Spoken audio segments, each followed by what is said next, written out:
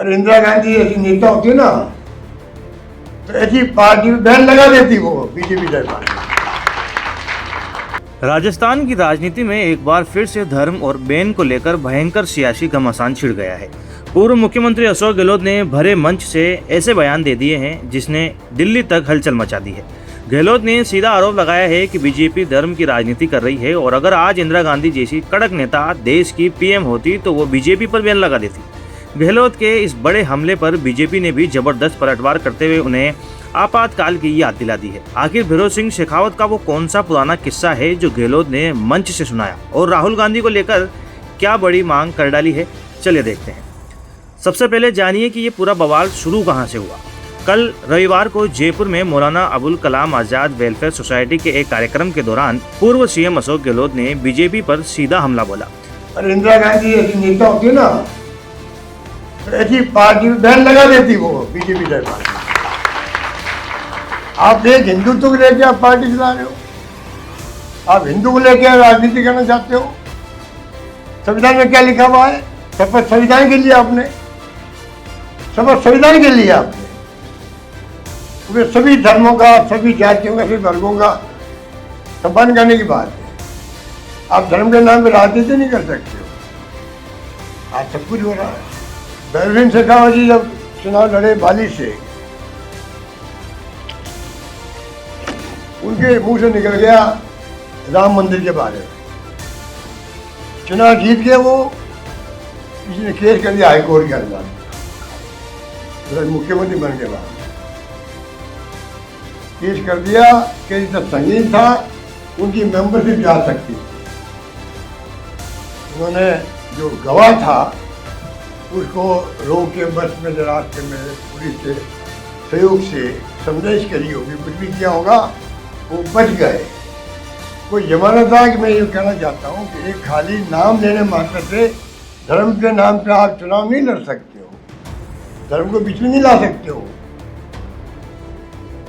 और आज तो चुनाव आयोग की मिली भगत एसआईआर के नाम पे क्या क्या आप देख रहे हो बिहार और बंगाल में।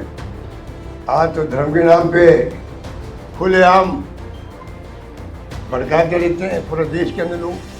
अब धर्म की बात करता नहीं है, क्या कोई कोर्ट में जा रहा है। देख लिया कि देश में व्यवस्था बदल गई है, सोच बदल गई है, इस रूप में देश चल रहा है। ये मैं लंबी बात नहीं कहता हुआ इतना ही कहना चाहूँगा। गहलोत ने आरोप लगाया कि बीजेपी राजनीतिक पार्टी होने के बावजूद सिर्फ धार्मिक ध्रुवीकरण की राजनीति कर रही है और हिंदुओं को भड़काकर राज करना चाहती है। उन्होंने यूपी का उदाहरण देते हुए कहा कि 403 विधानसभा सीटों में से बीजेपी ने एक भी मुस्लिम को टिकट नहीं दिया और मुख्तार अब्बास नकवी जैसे बड़े नेताओं को घर बैठा दिया। गहलोत ने गरजते हुए कहा कि हमारा संविधान धर्म के नाम पर राजनीति की इजाजत नहीं देता और आज अगर इंदिरा गांधी जैसी नेता जिंदा होती तो वो बीजेपी पर बैन ही लगा देती।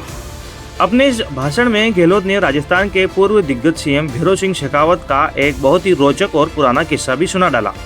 गहलोत ने दावा किया है कि जब शेखावत जी ने बाली से चुनाव लड़ा था तो उनके मुंह से राम मंदिर का जिक्र निकल गया था।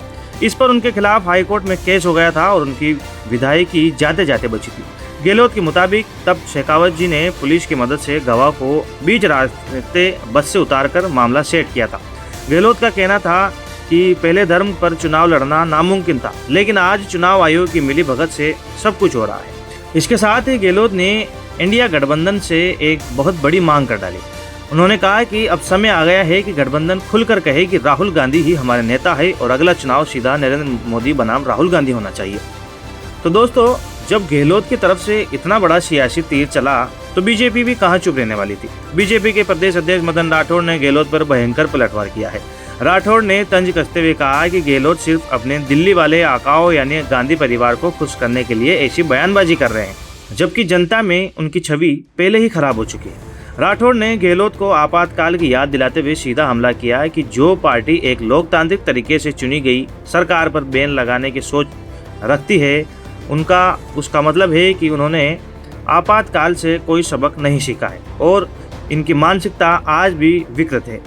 एक तरफ धर्म की राजनीति को लेकर इंदिरा गांधी के नाम का सहारा लिया जा रहा है तो दूसरी तरफ बीजेपी की बीजेपी भी आपातकाल की याद दिलाकर आर पार के मोड में है। ये बयानबाजी आने वाले दिनों में राजस्थान का सियासी पारा और गरमाने वाली है। गहलोत के इस बैन वाले बयान और बीजेपी के पलटवार पर आपकी क्या राय है? क्या आपको भी लगता है कि विपक्ष को मोदी बनाम राहुल के चेहरे पर चुनाव लड़ना चाहिए? कमेंट बॉक्स में जरूर बताइएगा। राजस्थान की राजनीति से जुड़े हर अपडेट के लिए सब्सक्राइब करें हमारा चैनल रॉयल पत्रिका। जय हिंद।